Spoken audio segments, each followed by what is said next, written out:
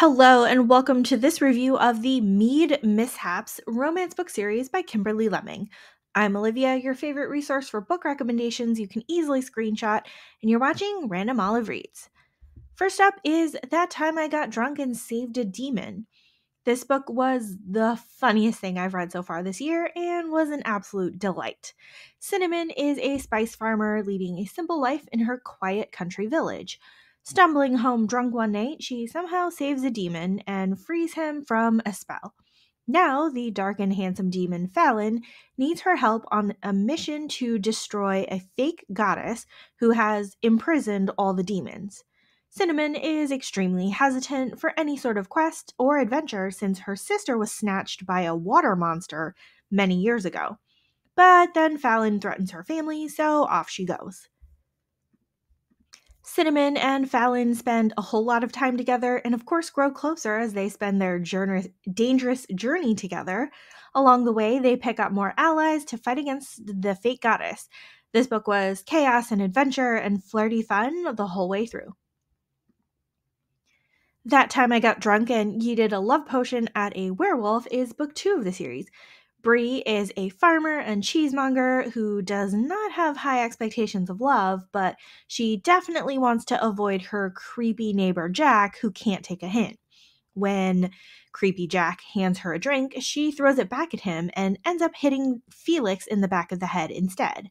When Felix turns around and sets eyes on Bree, his werewolf instincts instantly imprint on her, and he declares his love for his newfound mate.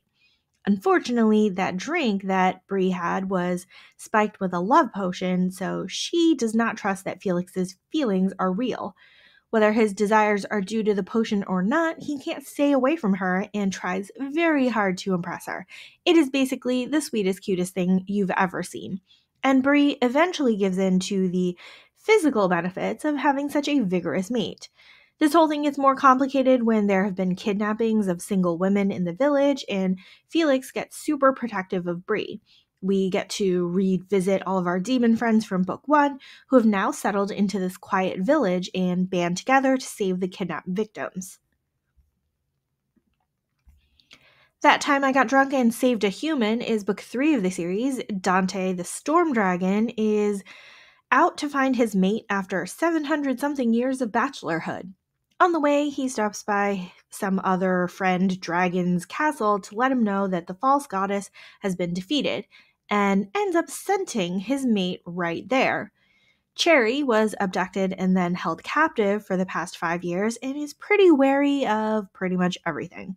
She and Dante are not really communicating well since Cherry is terrified of him and Dante has poor social skills.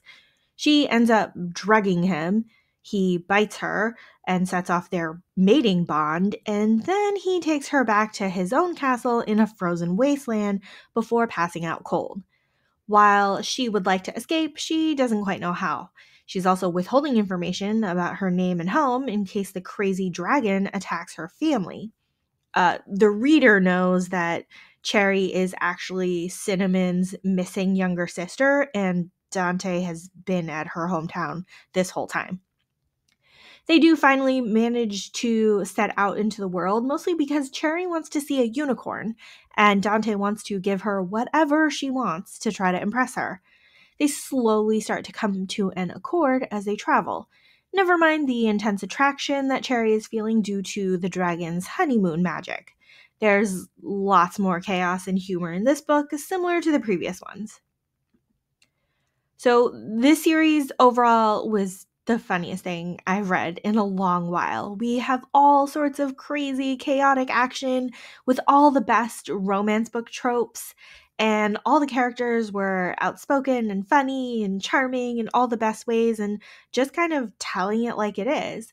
This all makes the most sense when you read it in order because we're introduced to most of the characters as they appear in book 1, and then the setup of the village, the continent, the crazy fake goddess, all of that.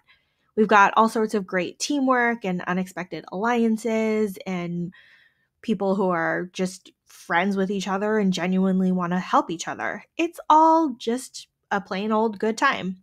Definitely recommend.